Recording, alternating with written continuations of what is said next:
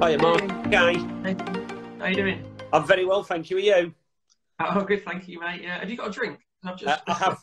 Yeah, you I'll have. have one of yours. I'll have that one if you like, Mark. I was just thinking, I've got myself a bottle of Peroni and I've got a San Miguel glass, so I'm mixing it up a bit. Yeah, Oh, I can't fault you. yeah, I've just got some sparkling water. I feel a little bit. I don't know. There we go. well, very healthy. It is Thursday night, so it's not quite the weekend yet, but I like to bend the rules a little bit. Thursday's the new Friday, isn't it? As they say. Absolutely, yeah, totally, yeah, yeah. So everyone's watching. This is John from National Car Finder, an awesome sort of car sourcing business in the village that's been around for a few years now. I was just saying before you joined that it was brilliant to have you guys at the market for the first time Thank you. in May. But yeah, so you've been around in the village for a few years now, and I guess I've talked to a lot of Ruddington businesses on these kind of Thursday night sort of Instagram live things. Yeah. It's always nice to kind of get a feel for what other businesses, what their sense of the business community is like in the village. Kind of people supporting each other, and that kind of village business ecosystem. What's your sense of what that's like in the village? I think we're very fortunate, to be honest, Mark. It's like the businesses that we've got on the high street. The high street's getting busier and busier, and it's good. The butchers have recently joined as well. But the community amongst all the local businesses, everybody just wants to help everybody. And it's like if you pick the phone up and there's something that you need, they're more than willing to help you. And it's just a family feel. It is nice, and it's great to be part of Ruddington as a village. The market's just taking it, to the next level as well, bringing businesses from outside in as well, and they just want to be part of it as well because they get a feel for how good of a community that we've got, like the team spirit. So I mean, all the help that we had locally for the market in general, so Casey Derry, who's the local artist, and she's brilliant. She's more than willing to help with the arty things that I'm just no good at. It's just so she was always there, picked up the phone and said, Katie, I need your help. She was more than happy to help. And it's just, you get that from everybody, and it's just nice. It's just nice to be part of a great community, really. Yeah, I think the fact there's so many independent businesses, we've got very few chains, and a lot of us are just small startups, small businesses. I think we all kind of feel that no man is an island in a way, and we've all got it's only going to be stronger if we're all kind of working together and sort of flying the flag for kind of independent high street, I guess. So yeah. It also helps that as the village, everybody that lives in the village just wants to be part of it as well. They've got a let's support our local business type attitude, and that goes a long way. That helps the businesses thrive. That helps the businesses to help them, to help each other. And we get a lot of our business from the village and locally in the surrounding areas, and I'd say it's probably more than 50-60% of our business is locally, which is what you want. It's ideal because you want to support your fellow village members, really. Because as you know, I live in the village. I have involvement in the village. I'm always up and down the high street and in the local public houses now and again. And it's just nice to be part of that and give things back. And there's no harm in going helping people. And as you know, when we was in lockdown, I had no problem going and helping Nottingham Brewery, via the frame breakers when we were closed and they were really busy. And it was just nice to give something back and, volunteer our services, at no cost, and just go out delivering beer because we'd got nothing to do. To be honest, crawling the walls, basically. It's just nice to give things back, go and deliver the prescriptions and do people shopping. And it's just nice, and it's just a nice place to live and work, really. So we are very fortunate. I think a lot of the independent businesses feel exactly the same, that there's something kind of, I don't know what the word is, but, that kind of giving back and helping out other businesses kind of, it just helps that kind of support network grow, doesn't it? Really? Yeah, it does. It does. But it's just a pleasure to go to work, you know. And I mean, I've been down that road before, where you know you're doing thousands of miles a week, and you know so many hours a week, and it's Monday morning, and you know, and now Monday morning comes round, and it's a pleasure to go to work, really, you know. And that's a nice feeling to have, and I hope that a lot of the other businesses in the village have got that feeling as well. Because especially after the year we've had, you know, we've had such for everybody, such a challenging year. It's just nice that we're all working together to get through it more than anything. Business next year, because it's going to be difficult. You know, the next 12, 18 months are going to be very difficult for everybody. It's just nice to help each other, to support ourselves, to support all of us to get through to the other end, really. Yeah, and I think you know, that support, it kind of it fosters that level of kind of positivity, doesn't it? Which I think, you know, is really important in making sure that kind of the independent sort of high street economy thrives, is making sure that we're all positive and, you know, looking positively to the future, because that means that, you know, we're all open to new ideas, you know, and we're not just stuck in the past. You know, we're always thinking of something new, and, you know, trying the next thing, which is brilliant. Yeah.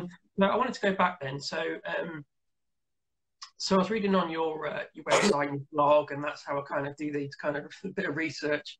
So I mean, you've been in this game, as it were, for a long time, right? So am I right in thinking that, like, from school, you were in the car auction? Yeah, world? A couple of years ago too. Yeah, I mean, I got into the motor trade by accident, really, the auction world, as you like, and stumbled across a job.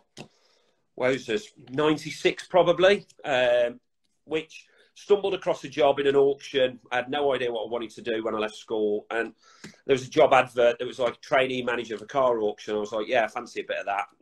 I didn't have really much interest in cars, being honest, and got the job, and it was like a duck to water. I loved the job, and then I soon started getting on, you know, auctioneering, fancied to go with auctioneering, got involved in the auctioneering, and then, in fairness, my career took off from there, really. Started auctioneering, and I was working at a little independent auction at the time. They've got 5 sites in Birmingham, back home in Birmingham. And then after about 4 years, got promoted up to sales manager there, and then got promoted up to another site in Mansfield, hence the reason I ended up moving to Ruddington in the end, and then became general manager of Mansfield, and overseeing the auctioneers for the group, because we got taken over by an American company, and we'd got 18 sites, so I was overseeing the auctioneers and getting involved in that, and then I got approached by another independent company who were opening a new site in Birmingham, and then started from there. We then got brought out by Scottish Motor Auctions, and then it just went from there, to be honest with you. It was, you know, I went from running one site to being involved in all the sites across the country, and they've got sites in Scotland, Northern Ireland, and it was good, long hours, hard work, a lot of miles, and I loved it. But I always had the idea, and a lot of people come up to me, you're in the car auction world, can you get me a car? Can you get me a car? And it was just like, yeah, no problem, I'll see what I can do, and all of that sort of stuff. And then I was just like sitting on the motorway, stuck in traffic one day, and I was just like, why don't I just turn this into a business, utilise the contacts that I've got, save doing all the mileage, set up a business close to home, and, you know, do what I'm doing for friends as a business. And a lot of so I've dealt with a lot of dealer groups over the years, and see how much they take out of vehicles, and, you know, the margins that they make, and, you know, they're a big business, they've got big showrooms, they've got big overheads, but there's no need to do that, in my eyes. And the idea was, let's set a business up, deliver cars to people's doors, be right with people, you know, don't overcharge them for the services and little add-ons and all of that sort of stuff that you don't need. And that's when National Car Finder was born, really. It was like, I'd had the idea a while, it was a big step, and I was like, I've got a good job, I've got a company car, I've got, you know, pretty much nice life, really. And I was like, it's a massive step, especially with planning to have a family and everything. And we got brought out by a PLC company at Scottish Motor Auctions. And I was like, if I don't do it now, I'll never do it. And now's the time to go and make the step. And that's what we did 5 years ago. It was a big step, to be honest. It was like, well, am I doing the right thing? But you've got to believe in what you think, haven't you? And and I've always been brought up, treat people the way you want to be treated, with respect, and look after people, and always be at the end of the phone to help anybody. And that's what we've done. And if you'd have offered me where we are today 5 years ago, I would have snapped your hand off, if I'm honest with you. You always feel that you could do more and but where we are after 5 years, it's really, really nice, to be honest. And when you look back and you put things into perspective, because if you have a step back and for a minute and you're like, actually, it's going in the right direction, and we're growing at the right pace. I don't want to grow too fast where we've not, because we're a personal service at the end of the day. And I don't want to grow too fast where we can't look after people how I want us to look after people. So I won't allow that to happen, to be fair. It's good. And it's a pleasure to have Liam on board as well, who's got the same principles that I've got. He's been with us, well, pretty much after year one, really. And we're friends. We're not work colleagues. We're friends. It's not. And he cares. The same as I do. And he's always willing to help anybody. So that's why we work well together. It's interesting. I did one of these Instagram lives with Sally from Phoenix Flowers. Right, okay. A few weeks ago, it was a couple of months ago now. And obviously it's a different industry, but the route that she took from working for someone else to starting her own business kind of follows a similar pattern. Is that because we were saying that you may have someone that really loves floristry but has never worked in that industry and then thinks, I'll open a florist's. Yeah. And she was like, well, no, because you're going to try that and fail. And I guess, for you, having so many years of experience, as well as building those contacts, but understanding how the industry works, do you think that put you in the best possible position to start a business, and it was less of a risk because of that? It was less of a risk, and I was fortunate as well, Mark, because when the word got out in the auction world that I was no longer working for Scottish Motor Auctions, and it's always nice to there was a lot of independent auction companies wanting me to go and work for them, which was nice. But my mind was made up, and I was starting the business. And when we was from day one, I was doing some consultancy work 1 day a week for an independent auction, Northern Ireland Irish company, and they had a site in Rockingham. So that took a lot of the pressure away, because I'd got a wage coming in from helping them once a week, and I was auctioneering for them once a week. So it did take a lot of pressure off. But you are right. So the contacts that I had, it was a big weight off, really, because I know if I was ever stuck in any way, I could pick the phone up and ask people, I need some help with this. What do you recommend? And how do we do this? Is there a different way? Is there a better way? And so when we first started, for example, our warranties, the warranties that we offered, when we first started, it was, we went with a warranty company, and it was, we'll pay the money to the warranty company, and we ended up using 3 or 4 warranty companies before we got the one that we wanted. So, and it was asking people's advice on the warranty company, and now we're in a position with a warranty company that they're very good with what we do, and they work with us, So a lot of warranty companies, they want the money from you for the 6-month warranty, and that's it. You get nothing else back from them, Whereas the warranty company we've got, we build up a pot of money. We're in control of what goes out. Not saying that we haven't many claims at all. But cars are cars at the end of the day. Sometimes, they may go wrong, or, a light may come on or whatever, but it's a no quibble warranty. It's an issue, we resolve it. And that the warranty company are on the same page as we are. So that was a thing. And then we're off with the finance company that we're FCA regulated now, whereas before we went through a broker, and it was the broker that dealt with the customer. We wasn't in control of that, whereas now we're fully in control of that ourselves. So we manage that process as well. So we're not pushing into, I'm not saying this happens, but you never know. It could happen if you're not in control, that your customer gets pushed to a higher interest rate because they get more commission or whatever. Whereas we just offer the best rate we can, and we don't do it for any commission. We forfeit our commission, so the customer gets a better deal. Yeah. Would you say? I mean, I get the sense that it's clear that a lot of your success is down to you and down to Liam and those personal relationships with the customers, and going that extra mile to provide that service. But I guess it sounds like some of the business-to-business relationships that you have, with the warranty provider and other businesses like that. Would you say that kind of the way you and yourself and Liam kind of conduct, the business with customers is the same kind of template that you use with other businesses as well? Yeah, definitely. And I've always been, I deal with everybody on the same level, whether it's a managing director or, and this is no disrespect to anybody, or somebody that, drives the cars and valets the cars. I'll deal with people at exactly the same level. It doesn't make any difference to us, and I'll still have the same laugh and a joke that I will with an MD, that I will with, anybody. And I think that's a big thing, really.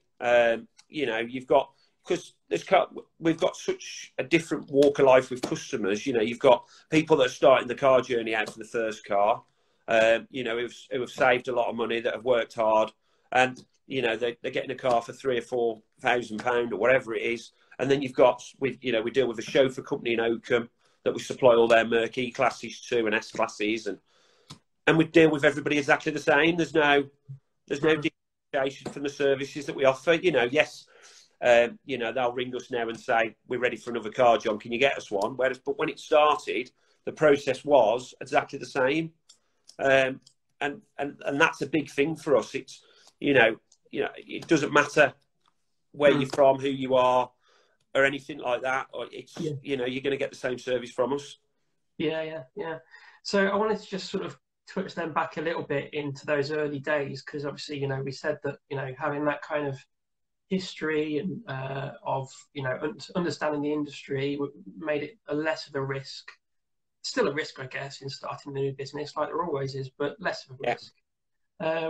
But I just wanted to get a sense of what it was like in those early days. Can you remember that first sale of National Car Finder? It was nervous. It was very nerve-wracking. And so our order book that we've got, it was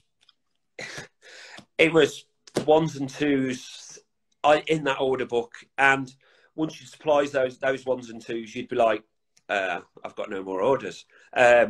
And I'm not scared to say it. That's true. We have to get the word out. People have to hear about us, and it was nervous. And I'd come home and Alex, my wife, she's great support. She's hands on with the business as well, helps with the business, and she's like, it'll work. You just believe in what you're doing, and it'll work. And it was. We've got a little office on Kempston Court, which is a one-man office, and I think you came there, Mark, actually, didn't you? Yeah. When we were there, and it was a little one-man office. We had 2 desks in there and a settee, and it was like, who's moving next? And it's and move. You all have to move at the same time to get out. And then we moved into the second office, and that was a push. And it was like, oh, this is too big for us. And it's you get comfortable, don't you? It's this is I think it might be a bit too much too soon.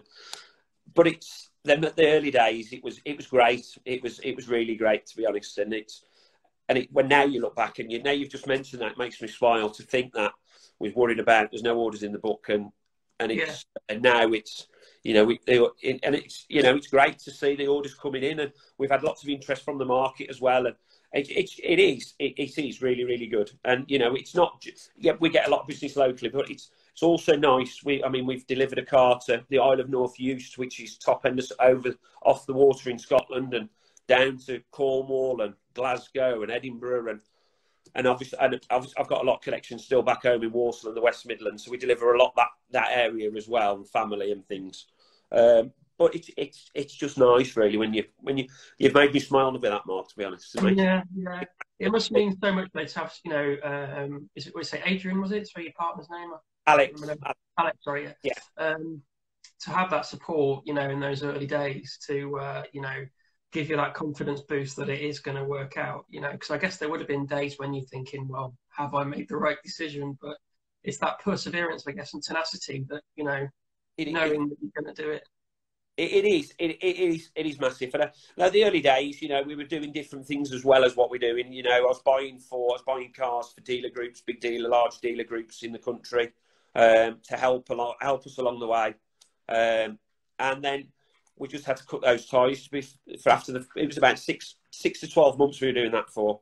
Like now car finders all the way, really. And it's good. It's really good.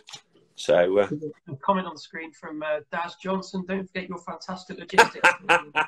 Thank you, Daz. Yes, I won't forget our perfect plater pal. That's who collects all our vehicles for us.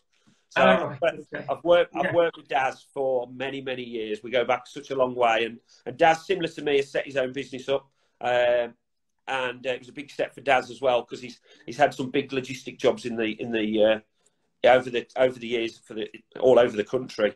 And he set his own place. So basically, it's like a comparison website, really, for transport. So you put a job on, and then other transport companies take that job, and it works really well for us. And it's a pleasure to work with Daz, even for all these years, to be honest.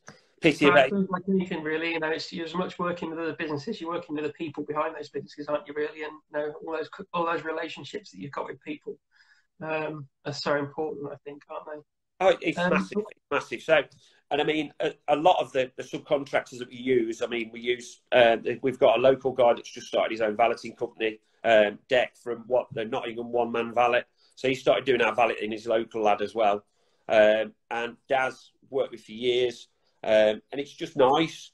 It's just nice to work with people that you get along with, isn't it, really? Yeah, totally, yeah. I think that kind of comes on nicely to what I was going to ask you about next. So, where did Liam come into the picture? Was that, you know, were you kind of on your own to start with? And then yeah, pretty much. Alex would help me as much as she could. Alex has got her job, and she helped as much as she could. And even my girls help as well. You know, they're very young. They sacrifice some things. We've got to deliver a car today. Oh, you're joking, Daddy. And they get in as well. But where Liam come into the picture, it wasn't. We didn't plan for it to happen, really. So Coach Liam at cricket for a good number of years over at Ruddington. So I think, you know, I'm involved in the cricket club and the youth setup and the whole club, basically. And Liam came playing for us, and he was at a loose end. He was at a football academy, and he got let down really badly. He just left school. He got let down by this. He was, and I don't like to say sold the drinks. That's unfair, but it was, you know, he was very good. He was a very good goalkeeper, and he was following his dream, basically. And he got an academy, local academy, and he was promised qualifications at the end of it and things. But it didn't come to anything. He wasn't getting paid. He was meant to be paid and stuff, which is, you know, and he was at a loose end. And I was just like, so I speak to his mum. It was at the time when I used to have to speak to his mum. He could play cricket. And I said to Anna, why don't you just come and work with me? I can't promise, you know, we're a year in. I can't promise where it's going to go, but what I'll promise you is I'll get him on an apprenticeship scheme. So basically we went the other way. I didn't go to an apprentice company. I got the apprentice, then went to the training providers and said, I want a good qualification for Liam to get, in case, you know, nobody knows what's going to happen when you're a year into business. It was more for Liam that I wanted him to get some experience in a working environment, and also he wanted him to get some qualifications. So if it didn't work out for whatever reason, he'd got something to fall back on, and he got somewhere to go. And it's just taken off, if I'm honest with you. I knew what Liam was all about as a young lad, from the cricket days, polite, you know, got the same principles that I'd got. And then he started playing in the adult team. So I was his captain on a Sunday for Ruddington. And I just knew about him and everything. And I thought, you know what, let's give it a go, and it's gone. I can't ask any more, to be honest. It's, you know, I know if I pick the phone up, whatever time, you know, it's not. He's there, and it's like friendship, as I said earlier on. It's a friendship, treat him as family, really, if I'm honest with you. and he does me as well. It's just a nice relationship we've got. Yeah, yeah. So it sounds like you say, it wasn't planned. Yeah. But has it, noticeably benefited the business? I mean, obviously you want to Massive. do it kind of for Liam and to get him that qualification, but Yeah. From the other perspective, in terms of just the business, has it really benefited the business to have Massively. that there as well? It's massively benefited the business because as we've grown, because at the time we didn't really need anybody, and but as we've got busier and busier with the inquiries coming in and customers and the admin side of it and just everything really, it's benefited the business massively. And excuse me, he got into he picked the motor trade up straight away. He understood what the way it works, how I work, and he just went with it and he's just run with it. And the business has seen a massive benefit from having Liam. So there's times when we're away, Liam's there and runs the business, and I try and have as little involvement as possible for Liam and to leave Liam with it, because I know it's the business is in safe hands, So, and I know customers are in safe hands with him. So he he delivers cars on his own, he deals with inquiries on his own, and obviously he just got promoted him to sales manager 6 months ago, and he deserves it. And the business needed that as well. And I think we had a brief conversation. Once we come out of lockdown, we're going to be looking at hopefully taking on a couple more staff, and that'll be a benefit to the business for Liam to bring them into the business as well. So I want Liam to be heavily involved in that, the whole process. And yeah, so yeah, that's where we are. And fingers crossed, when we do eventually come out of full lockdown and business settles down and everything settles down, we'll be in a position to hopefully take a couple of new bodies on. That's amazing. I mean, it's just a wonderful story, and there's other businesses in Ruddington as well that are growing, and I just think it's amazing that we've got all these independent businesses that are just growing from strength to strength despite the pandemic. Yeah, growing and taking people on. It's amazing. So the next thing I wanted to go to was I wanted to take us through the customer experience. So, if I was to kind of come along to National Car Finder and I've got a vague idea of what I want, but don't understand the process, and I'm kind of bemused by other garages and forecourts. I'm looking at magazines and things, but it's all a bit too much. So for me, what would be the benefit in coming to you, and what would be the customer experience? So, I mean, we get two different types of inquiries. So we get somebody that comes, they know exactly what they want, what colour they want, to the point of what colour leather interior they want, or what interior they want, what colour stitching they want. So we get that customer that comes to us as well. So, but we get the customer that has no idea, as you say, what they want, what suit the family and all of that. And we break it down in stages. So if they have absolutely no idea, we find out about the personal circumstances, i.e., how many children you got, how big's the family, do you drive on holiday into the UK, would you prefer comfort or sport, what do you want out of the car? Do you want mileage per gallon, or do you want a little bit more sporty or performance over your mileage per gallon, and what would you want your insurance group category to be, and all of that sort of thing. So we break it down into stages, and then basically what we'll do is we'll break it into categories of cars, and then we'll send over as many options as it takes to find the right car to suit the customer. There's no pressure selling from us. So we'll create a WhatsApp group, and anybody can be in that WhatsApp group that you want. And then we'll send normally around 10, 12, 14 images of every car. So you get a full idea of the car, a full description of every car, telling you the mileage, the owners, the history, the specification of the car, and all of that stuff. And then what we do is we give you an idea of what we don't want you to pay any more than for that car. Because this is a big thing for me, is that I don't want anybody to ever pay too much for a car. And it might sound silly but if that customer's circumstances changed in a month, 6 weeks, 8 weeks time, and they came to me and they paid £8,000 for a car, for an example, and said, my circumstances have changed, John, I need to sell my car, and then I'm offering them £6,000, they're going to look at me and go, well, I'll give you £8,000 for that car 6 weeks ago. That's the way the market is. that's why I'd never ever do that, and I wouldn't encourage anybody to pay more than what we recommend. If it's £100, £200, or that's fine, but I don't want them to. Oh, I really like that car. I'll pay whatever it costs. No, because there's always another car that's exactly the same as that, that's very similar, and it's on another day, and we might be able to get it cheaper for you. And sometimes, you know, we go, we'll just agree a ceiling price for a car with a customer, and we go and we get a feel for the car. And we're not happy about something.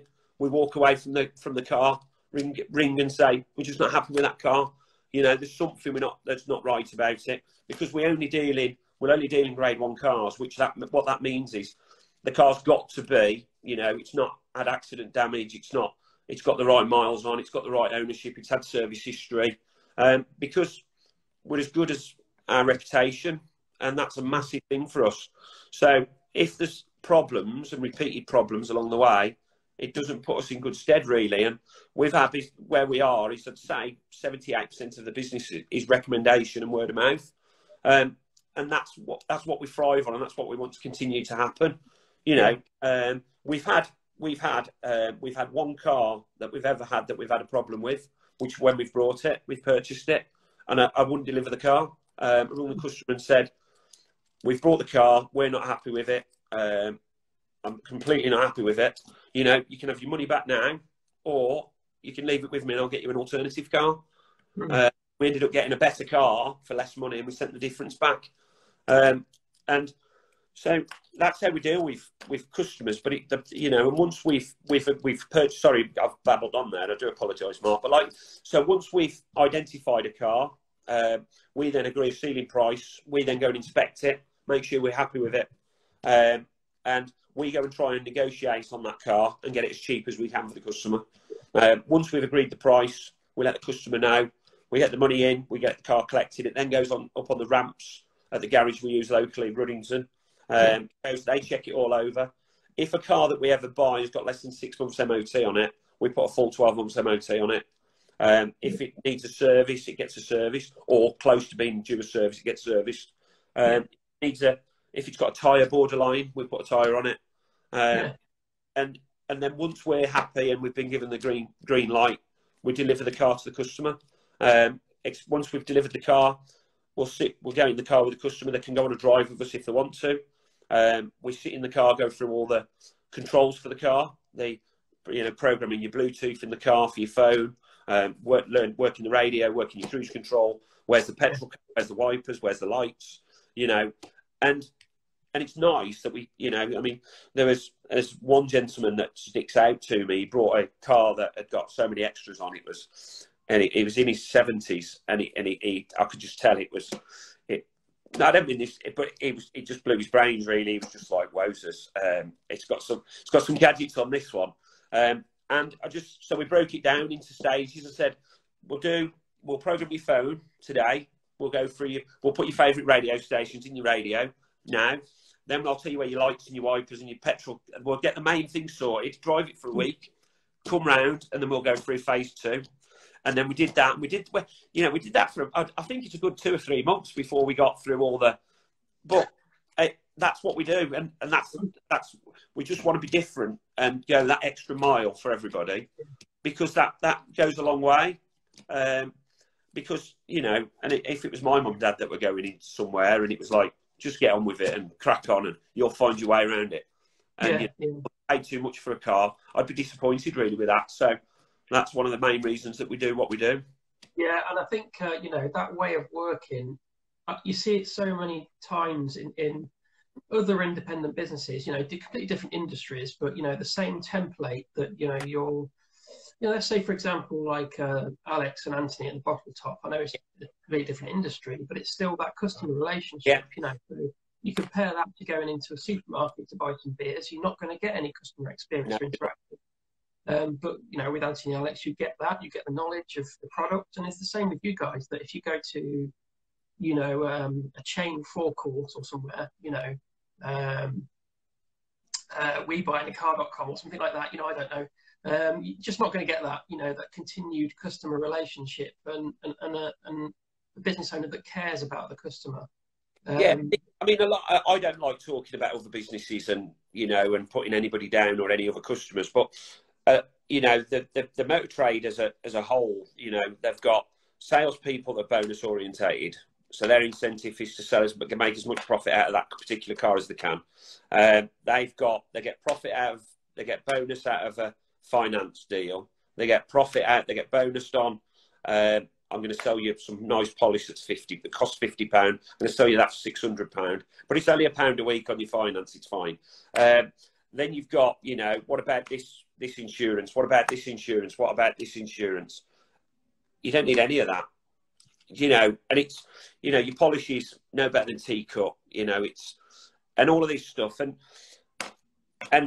I don't like talking about anybody, but, that's what we won't do. And we, everybody can do what they, the successful businesses, they've got a good business model, and, but the sales manager and the salesman, they move on, they go on to another garage, they go on to another garage and another garage, because, they do move around. It's, it's very rare that you get a salesman or a sales manager in a garage across the board longer than a couple of years maximum, really, because they move on for bigger money and things. So it's very rare that you get that.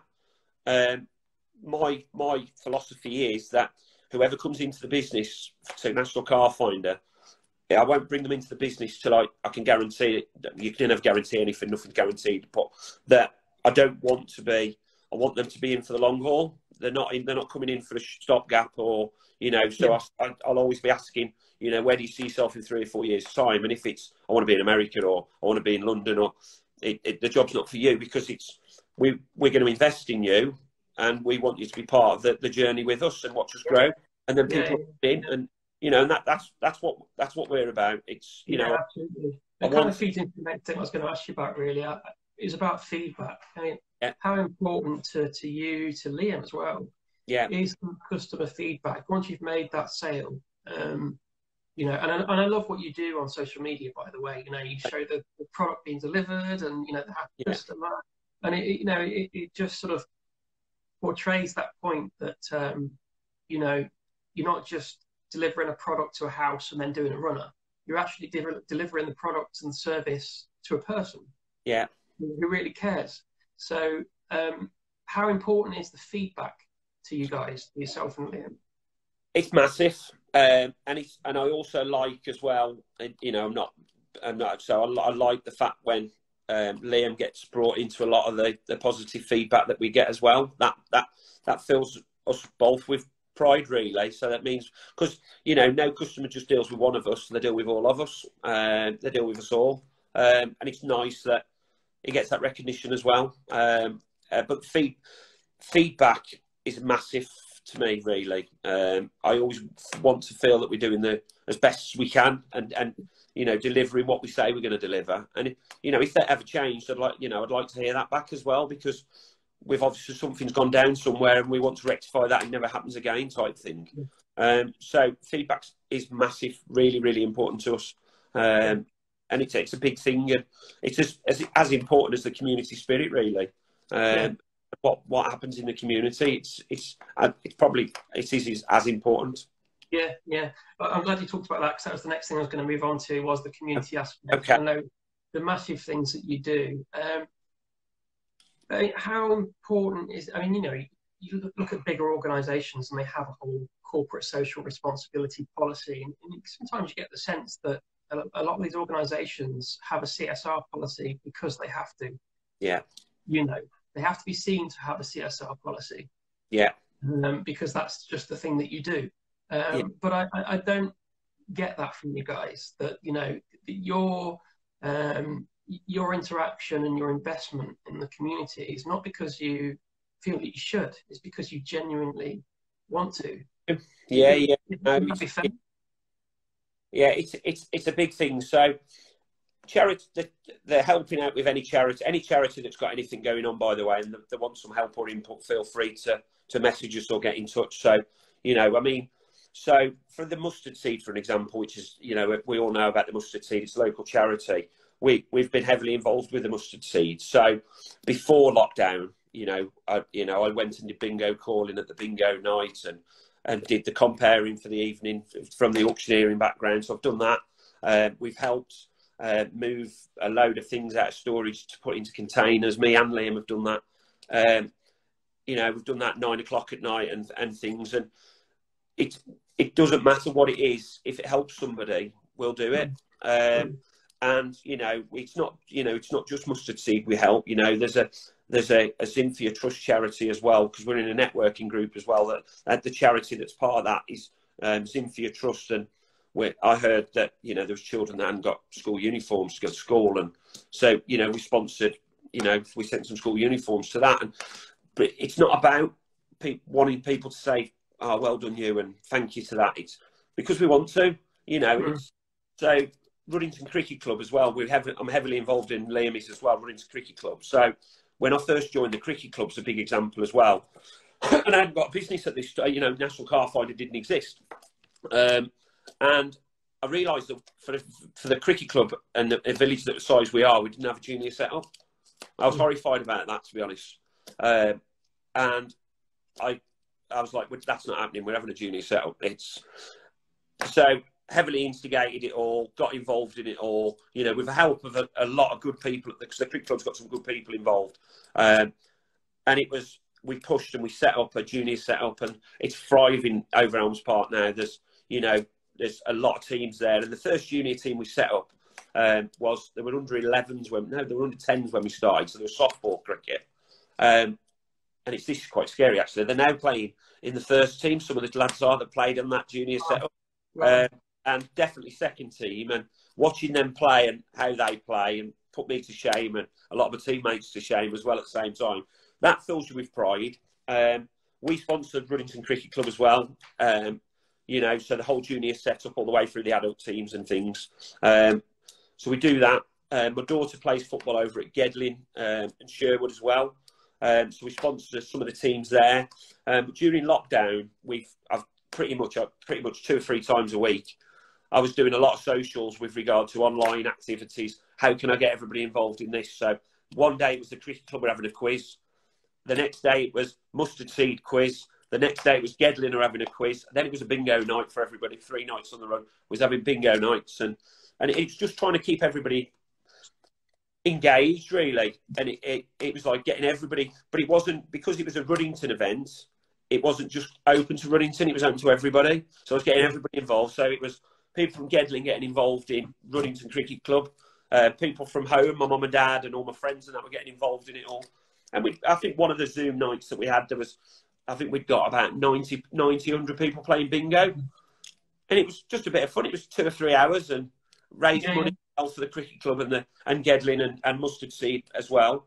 And it's a big thing, really. And we do that, but we also do things on not a bigger scale. That's unfair. But so I organise charity auctions and charity nights for motor neurone disease. I've done quite a lot of charity balls. Obviously, people have helped organised and helped, but then I'll go and compare the evening and do a charity auction. So I've done quite a lot of that as well. I enjoy that, and it's nice to raise some money for good. So we've done some for Huntington's disease as well. But so I say is if anybody's organising a ball, or any charities watching that want to help in organising a ball, or they're thinking about one and want some help, give us a shout and we'll be more than happy to help. That's awesome. That's awesome. Yeah, there is a connection there with your charity work to your sort of home region as well, isn't there? Is that right? Yeah, it is. It is. Yeah. And yeah, Walsall Football Club. I've been a Walsall fan for my sins since as long as I can remember. From pretty much 7 years old was my first Walsall game, and I used to go home and away before family and before we'd got children and married and things. But I still go to pretty much every home game, so it's a big part of my life.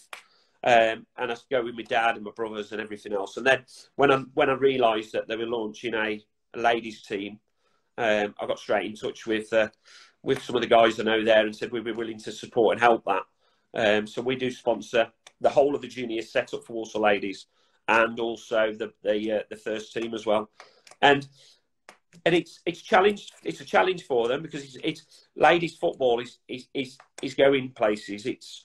It's on the rise, and the standard of football is ridiculously good.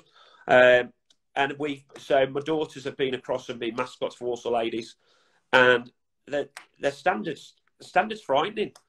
And and they're only mid-table, and they've got a really good team, and it's nice to see. But it's also nice to be involved. So I also get the added benefit of a Walsall shirt with National Car Finder on, which has been a dream of mine. One day sponsor Walsall Football Club, but it's not quite the first team, but it's the ladies' first team, and it's the ladies' setup, and it's brilliant. That's amazing. There's a comment on there actually. Bloody yum yum. Mr. Beckett, I don't know. Yeah. We're running out of time, so just going to cover the quick one quickly. Okay. I just wanted to touch briefly, just for like 5 minutes, on some of the challenges that you faced in the pandemic, because it seems so long ago now, but you can cast your mind back to those early days of almost a year, just over a year ago now, wasn't it? Sort of late February, sort of mid-March sort of time. I mean, how was that looking for you guys? It was. I'd be lying if I said it would be fine. It's all rosy, because I would be lying. When Boris first made his announcement, and like everybody else, everybody thought, I don't want to use the words that I used, to be honest, but it was scary. I was frightened. I'm not scared to say that. I was, genuinely frightened. People I spoke to, you'll be all right though, won't you? I don't know is the honest answer, because who knows? Because it was an unknown thing to anybody. Nobody had ever seen or witnessed anything like this, before. Was scared, and it was like for 10 minutes just sat in silence of woes is what we were going to do, and it was like, it's not about what we're going to do, it's about what we're going to do to help people. And we've got to get through this. Everybody's got to get through it together, and that's the only way you're going to get through it, is working together. Absolutely. Because we had customers still wanting vehicles, but we couldn't supply them because our suppliers were closed. All the manufacturers where we get cars from are closed. The lease companies were all closed. So even if we wanted to, we couldn't open. And it was. So I quickly realised that. I went to the office, and put social media posts out and said, if anybody needs any help, get in touch. We're here, basically. Anybody feels vulnerable, give us a shout. And it wasn't nice, was it, Mark? If you think back, a horrible feeling. Yeah, it's like you say though. I mean, we tried to do with this social media as much as we could, only on our small way, to do all these kind of things like virtual markets and Instagram lives and stuff, just to keep the wheels turning really, and try to keep people talking, so that when things do open back up again, and eventually they would, then we were absolutely desperate to make sure that we didn't lose anyone along the way, and I think we've kind of got through on that really. There's no one that I can think of that hasn't actually, in the village at least anyway. We've been very fortunate, and that goes back to community spirit as well, Mark.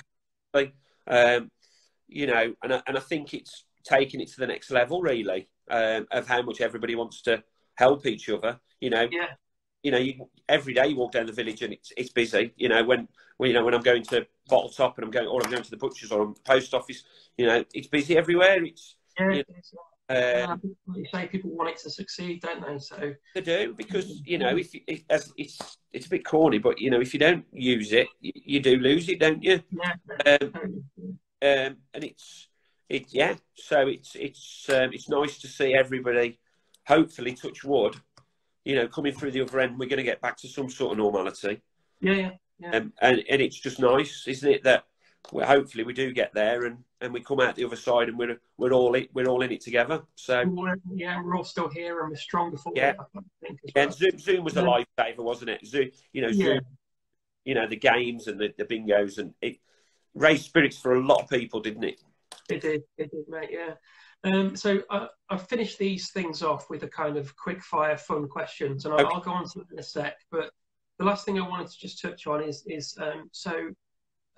where do you see things going then for National Car Finder? Have you got kind of a 5-year, sort of 10-year plan, a vision of where things are going next? If I would love to say that in 5 years' time we've got a similar growth to what we've got now, as I said earlier and touched on, we're looking at, as soon as we come out of lockdown, he's taking a couple of new members of staff on. That's going to help us achieve that, you know. And we want to, as I said, and I don't want to grow too quick because we're a personal service. And I wouldn't want us to be in a position where we can't offer that service. And if we do get to that position, we'd have to slow down because I wouldn't let that way go. Or, you know, I just don't want to be another, you know, it's just the same. It's, you know, he says he does this and he does that, but he doesn't, you know, and that's not what we're about. So it's about, you know, we bring a couple more members of staff on board. They've got to have the same mindset that we've got and grow the right way. And, you know, I'd be over the moon if we was having this in 5 years' time, Mark. And, you know, we look back at this and then, we say, and then I'm smiling again and looking back at where we were, you know. But, you know, we just grow at the pace, you know, we grow naturally. You know, and we're getting a lot of repeat business and things, and you know, keep growing that, and you know, and it's good. That's where we want to go. Well, I was going to say, you know, keep doing what you're doing because it's clearly working, you know, and it's no coincidence that the success you've had and the kind of people that you are, I think, you know, they work together to deliver the success that you've got. So, you know, thanks, Mark. It's nice to hear that. Keep doing what you're doing, mate. Yeah. So, I've got some quick, fun questions to finish off with. No problem. Right, because I always ask people these questions at the end just to sort of finish it off with. Tea or coffee? Tea. You're a tea man, right? Yeah. Is it builder's tea or is it? It's a very strong tea. It's West Midlands very strained tea. Yeah. Yeah.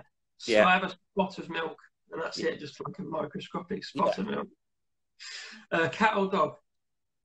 I've got a dog, so dog. Yeah, dog, man. And Rosie's in the office most days as well with us. So. Right, okay. Yeah. What's your dream holiday destination? Dream holiday destination? It would be a safari. Yeah. In Kenya, yeah, definitely. Where you go off backpacking and trekking, and that type of safari would be a dream of mine. Yeah. Well, you can achieve that, I'm sure. You know, put your mind to one it. day. Trust, yeah. One day, yeah. If you could have a superpower for one day, what would it be? The pubs don't close. Is that a superpower? I'm not sure. It'd be a great superpower to have. Yeah, the power to control the pubs and make sure they're open all the time. Yeah. Yeah. Yeah, I like that. That's a good idea. I'll have that one. Yeah. What's the movie that you've watched more than any other film? You know, that film you've watched over and over again. So it's a bit childish, really, but I love the American Pie films. Yeah. I do. I absolutely. Yeah. Yeah. It's very childish. I don't watch many films. I don't watch that many films, really, to be honest. Yeah. But yeah, a bit childish, I know, but it does make me giggle. So. It floats your boat, mate. Yeah. Yeah. You'll like this question then. West Midlands or East Midlands? That's hard. But see, I'm allowed to ask the question because I'm from the West Midlands. Yeah. So I'm going to pass on that one because I don't know who's watching from West Midlands, but I love where I live. That's all I'll say to you. So I'm not going to commit any further. Very diplomatic. Yeah. No, to be fair, I mean, I couldn't answer that question either. Yeah. I just thought I'd put you on the spot there. All right, mate. Well, the last question I always ask everyone is there kind of a phrase or a motto, you know, a quote or something like that that most resonates with, you know, you and National Car Finder? Yeah, it's something I use a lot, really, and it's basically we deliver good quality cars at good prices. And I say that joking all the time to Liam, and we just shut up. But yeah, so it's facts. That's what we do. That's what we live and breathe by. That's the objective of our goal is we deliver high quality cars at good prices, and that's us. And to be right with everybody, and I wouldn't treat anybody I wouldn't like, you know, want to be treated myself. So yeah. Good quality cars are great. I can see a radio jingle in the making there. yeah, that'd be nice. Yeah. Yeah. Oh, listen, mate, it's been brilliant. An hour goes really quick, doesn't it? I can't believe we've been on here an hour. An hour, yeah, it just disappeared. So when this finishes, I'll save it up to Instagram, and then you can share it and do what you want with it, and it'll be up there for people to watch. And yeah, so you're going to be back at the market maybe in a couple of months, maybe? A couple of months, yeah, a couple of months. Because what I don't want to do is it to be an overkill, really, because I don't want to take a stall up to somebody that's got products to sell on the day, because we're not really, you know, we're not selling. We're selling, but we're not selling something on the day. So I don't want to take up a spot for somebody. But we're definitely coming back in a couple of months, and we'll be giving away another voucher. Yeah, but it's nice. It was nice, and I'm sorry, I know we've been on too long already, but it was really nice at the market to see a lot of our customers come. Wasn't going to come to the market, but come see us, and they were all in our store, and it was just nice to see them all talking about the cars. It was lovely, and it was a great day. I really enjoyed it. Yeah, it's great fun, and we love getting so many more Ruddington businesses involved, and it's all part of the whole community thing, isn't it? So it's brilliant. Yeah. Well, listen, mate, it's been wicked. So we'll catch up again soon. Yeah, no, thank you for your time, Mark. Really appreciate it. And I appreciate everything you guys do as well. It's brilliant for the village. So keep up the good work. Nice one. All right then. Cheers, John. Take care. Take care, mate. Cheers. Bye.